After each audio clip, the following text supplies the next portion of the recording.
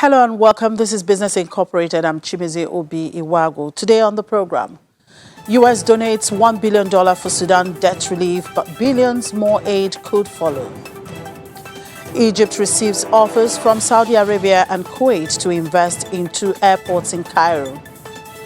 Plus, we will look at how the new COVID restrictions in South Africa will impact the economy going forward. Well, let's get the show started now with the intraday market numbers. And here on the African continent, it was mostly negative. Nigeria's NSE sustained the bullish sentiment and was up 0.85%.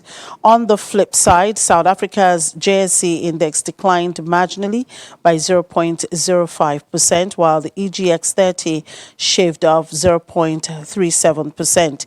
Kenya closed negative on Tuesday. It was a different picture in the Middle East, where investor sentiments were mostly positive. In the UAE, Dubai's main index advanced 0.43%, while the Abu Dhabi index added 0.41%. Elsewhere in the region, Saudi Arabia's index jumped 0.54%, while the Qatari index was the only laggard at intraday by 0.02%. In Europe, stocks advanced in early trade following a positive trend on Wall Street on Tuesday and in Asia-Pacific markets overnight. But there are other headline grabbers catching investors' interest. Let's talk to Chelsea about those. Hello, Chelsea. Good afternoon. Well, the German government is expected to approve a new law today that would toughen rules for the controversial Chinese telecom supplier Huawei. What is the aim of this law? Well, the aim of the law is to give the German government legal authority to potentially exclude Huawei from German telecom networks. And Germany has been under a really immense amount of pressure over the past year to completely ban Huawei from being involved in any part of the German telecom network. Germany has pushed back against that. In particular, Chancellor Angela Merkel has said she doesn't want to do that, in part because it's seen as a big blow to the potential relationship between Germany and China. Germany is extremely dependent on China as a trading partner, as a location for many German businesses. So she has been really trying to get other people to come back from those really severe threats against Huawei. This law seems to be a bit of a compromise between Angela Merkel, who wants to allow Huawei to potentially be involved in German networks, and others who say that Huawei should have no part. The new law would basically introduce a 2-part system for approving contractors and equipment that goes into German telecom networks. The first test would be a basic security, or a basic test that would look at different technical details. The second test, though, would be more political. It would allow German lawmakers and the regulators here to look and see if there are political downsides or if there are other risks on a political side to including Huawei in the network. And this really does create a lot of obstacles and threatens Huawei's presence here in Germany. And that's a major blow for Huawei because Germany was one of their last remaining allies in Europe. We've seen a number of other countries, from the UK to France to Italy, already take steps to limit Huawei's involvement in their telecom networks. And now Germany seems to be following course, which really shuts the door for Huawei being a major player in European telecom. And the European Central Bank said that Eurozone's banks can restart dividend payments in 2021, but urged caution given uncertainty over the pandemic. This must be good news for shareholders. This is definitely something that investors have been waiting to hear for quite some time now. The European Central Bank, along with other central banks around the world, have urged banks to save their money, to really stockpile the cash that they can, and not be spending it on dividends for shareholders or buying back shares because of the pandemic and the impact this is having on banks, especially through loan defaults and mortgage defaults, a lot of bad debt. So we had seen this big freeze on dividends. That had been quite negative for shareholders who had been counting on those payments. The ECB is not entirely giving the go-ahead, the green light for European banks to start issuing dividends and buying back shares again, but they say they can start potentially next year, and they've given a limit for how much they're allowed to spend. That limit is actually a lot lower than what the UK has announced. Their banks will be able to spend on dividends, and the ECB is also urging banks to be really cautious because we don't yet know how the pandemic is going to play out and what the economic consequences will be. So it is a step towards more payouts for shareholders. We have seen that reflected a bit in markets. One of the European exchange-traded funds that tracks banks has been up about 2% today. But I would say that there's still a lot of caution, and it's still not completely in the clear for banks to start going back to giving shareholders money. Well, it's the first day of Germany's lockdown, and on this day, the country reported a surge in deaths due to the virus. What is the situation like there in Frankfurt? Well, we have seen stores obviously closed today. Before the lockdown began today, there had been a bit of a rush for people to get to stores before they close. Here in Frankfurt, we're located right next to one of the big shopping districts. And yesterday, as I was walking through it, there were many people standing in line to get into stores. So there had been a big rush. Now these stores are closed. Many schools have gone remote. So it is a big change. Of course, everybody is really, watching the coronavirus case numbers, which do point to increasing. We've seen almost 30,000 new infections today, as well as this big jump in deaths. And that is obviously a huge concern for the healthcare system, which has already been under a lot of strain. We're seeing intensive care units fill up. We're seeing respirators increasingly difficult to find. So it is obviously quite necessary to be in a lockdown now, but there's of course the concern as well that it's coming a bit too late, and we're heading into the holiday season where many people will be socializing. So still a long road ahead for Germany. All right, Chelsea, we'll continue to track that and see how it plays out eventually, particularly as we approach the festive season. Enjoy the rest of the day. In the meantime, hopes of a UK-EU trade deal pushed the pound up this morning after European Commission President Ursula von der Leyen said that progress is being made. Let's talk to Juliana in London. Hello, Juliana. Good afternoon. Well, the pound strengthened this morning after the EU Commission told the European Parliament that there is a path to an agreement now, but two issues remain: fisheries and the level playing field. Aside from the currency, is the equities market also reacting to this? The equities market is also reacting positively. It opened up pretty positive at early trading, and it's managed to retain those gains at intraday. And this is, yes, off the back of Ursula von der Leyen briefing the rest of the EU, saying that a narrow path has been open. I've got to say, we kind of heard this all before, but it does appear that investors are banking their money on there being some sort of a deal. Boris Johnson, the British Prime Minister, is currently at the dispatch box in the House of Commons as we speak. He's also pretty confident as he's taken some tough questions from opposition lawmakers about the deal, that a deal could be done. But of course, we are only a couple of weeks away. Fishing, as you said, does remain the main bone of contention. But sources from both sides are saying, look, once both sides start looking down at what fishing actually brings to the economy, it's so small on both sides. They're just wondering whether, thumping their fists on such a small thing is worth it in the political and economic long term, and I don't think it is. So the FTSE All Share is up 0.10%. The FTSE 100 is up by 0.96%, and the FTSE 250 is up by 1.48%. In currencies, the British pound also up on the US dollar by 0.39%, up on the euro by 0.06%, and up on the Japanese yen by 0.09%. And the inflation data out today indicated UK inflation fell to 0.3%. However, chief economist at KPMG UK says Brexit could push inflation up next year if delays at the ports lead to supply shortages or if tariffs are imposed in a no-deal scenario. Do analysts also see this type of scenario playing out? They do. It's definitely a possibility. This is this supply side inflation. Obviously, developed countries, one of the reasons why they're so developed is they rely on this constant stream of goods to keep the economy floating. And we have seen, as we saw a couple of months ago with COVID, as soon as that supply stops and the prices go up, as there is more demand. And we are expecting that over the next couple of weeks, whether or not there is a deal or not a deal, because there will be queues and delays at the ports, which is why the government have been briefing health practitioners. They've been briefing supermarkets to make sure that they stock up. But bringing it back to the inflation, the consumer price index inflation that we received this morning, pretty low.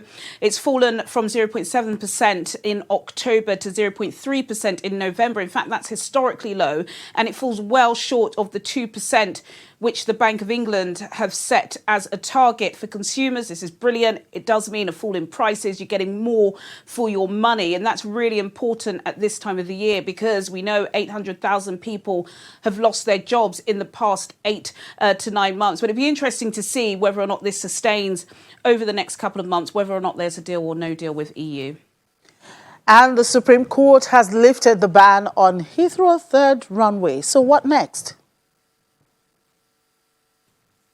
Well, what next is it's a very long, drawn-out case, but it's a pretty significant decision. This has been a 17-year battle between Heathrow bosses and private companies who want to expand Heathrow and climate change activists. A couple of months ago, the Court of Appeal said it was unlawful to expand Heathrow, and that's because Chris Grayling, the former Transport Minister, when he did allow permission for expansion, he didn't take into account Britain's commitment to the 2015 Paris Climate Act, which did not all, but a lot of countries across the world did say that they would bring down global warming to, I believe, 1.5 degrees higher than it was pre-industrial levels. Britain are really trying to put themselves at the forefront of tackling this climate change emergency. But with how many emissions are going to be used and all of the airplane dust and smoke, it doesn't quarry with what they said that they were going to do. But the Supreme Court earlier this morning have overturned that decision. They do believe that Chris Grayling at the time didn't take it into account, and it shouldn't be taken out on Heathrow bosses. Obviously, climate activists not happy. The government have decided to stay back from this decision. They're not getting involved. It's quite funny as well because Prime Minister Boris Johnson, when he was the Mayor of London, did actually say that he would lay down in front of the bulldozers to stop them building a third runway, which shows just how much he's against it. But things have changed. Obviously now Paris has overtaken Heathrow as being the most important and busy airport hub in Europe. Heathrow has seen passenger numbers plummet by 90%. Obviously, nobody is really travelling at the moment. So they really see this third runway as being a massive boost, especially as we are expecting there to be a surge in travel over the next couple of years. There is still a long process, and I believe Heathrow bosses will still have to go in front of a series of climate change committees to reassure them that this is going to be safe and is not going to steer Britain too much away from their net zero emissions, which they want to be able to complete by 2050. So if it does get the final go ahead, then what we're expecting is regional airport hubs to reduce, and then Heathrow will be able to expand. All right, we'll wait and see what happens eventually. Enjoy the rest of the day, Juliana. And stocks in Asia Pacific were higher this morning following an overnight bounce on Wall Street as optimism grew over the prospect of more stimulus. In Japan, the Nikkei 225 advanced 0.26%, while the Topix index rose 0.27%. South Korea's Kospi traded 0.49%. Over in Australia, the S&P ASX 200 gained 0.72%.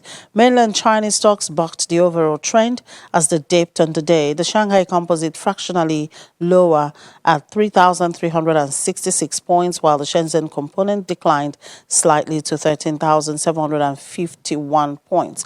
Hong Kong's Hang Seng Index rose 0.97%. Okay, what would the new COVID-19 restriction in South Africa mean for the country's economic recovery? Trinity Nkube is next. President Cyril Ramaphosa of South Africa on Monday gave a progress report in the national effort to contain the COVID-19 pandemic in South Africa. And just a few days away from Christmas, the president announced some new restrictions to curb the spread of the virus as more cases are being recorded. Economic analyst Trinity Nkube is in South Africa and joins us now. Good afternoon. Thank you very much, Mr. Nkube. Thank you for joining us on the program once again. Good afternoon. Thank you for having me. Now, there's a new restriction in your country. The president in his speech on Monday said, unless things are done differently, this will be the last Christmas for many, many South Africans, and I'm sure that's not what anybody is looking for.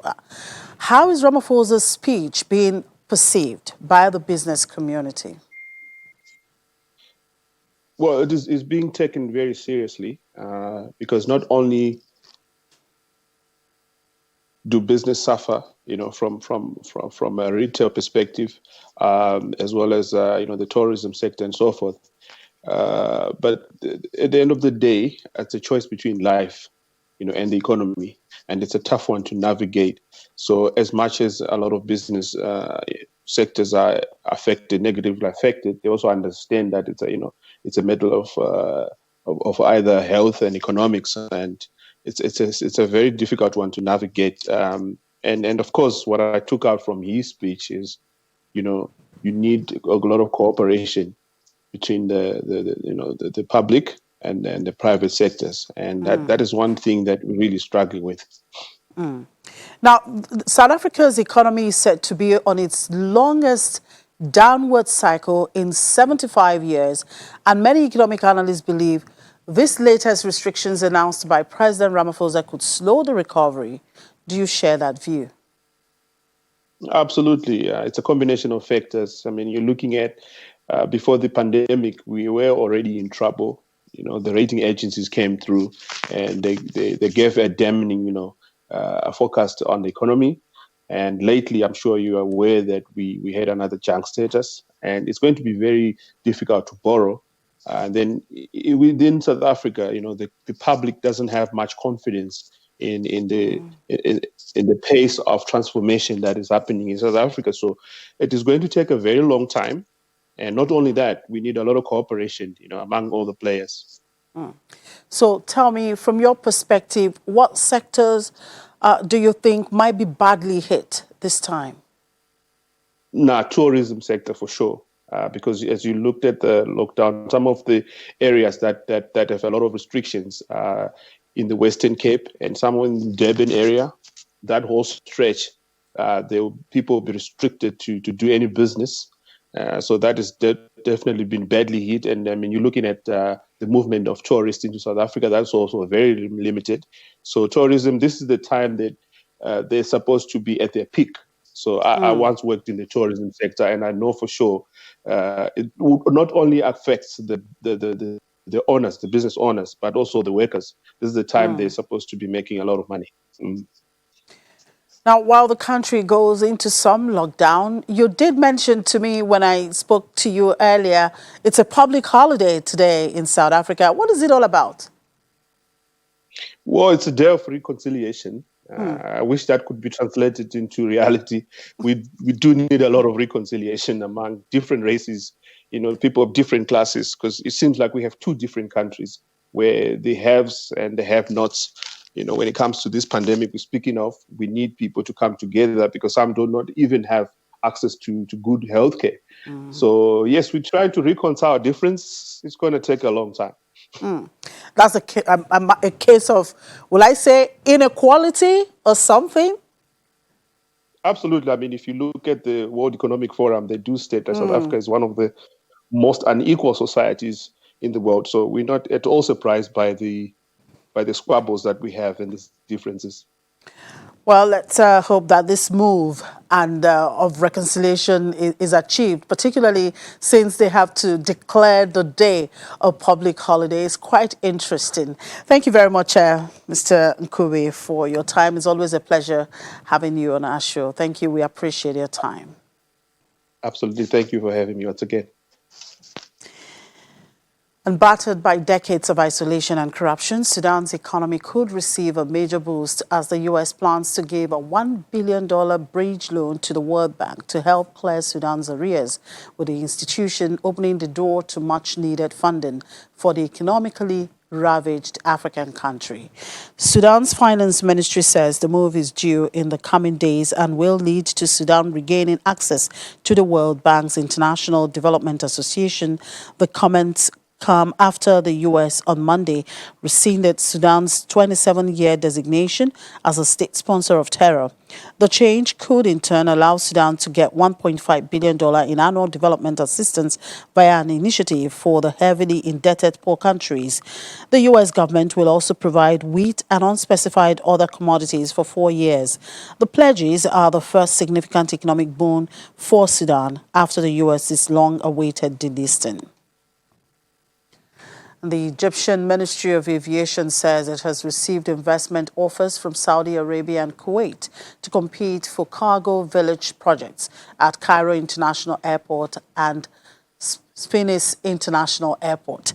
The ministry explains that it aims to establish cargo village and logistical areas at both airports, indicating that the ministry has coordinated with the Investment Authority to receive investment offers to implement these projects.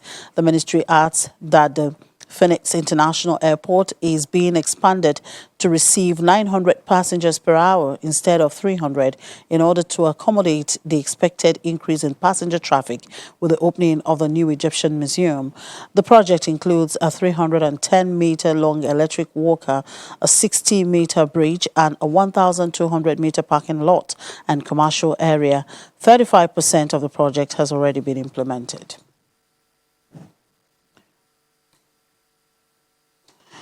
And Kenya plans to open a consulate in the breakaway region of Somaliland that's lobbying for international recognition, escalating tensions with the government of neighboring Somalia.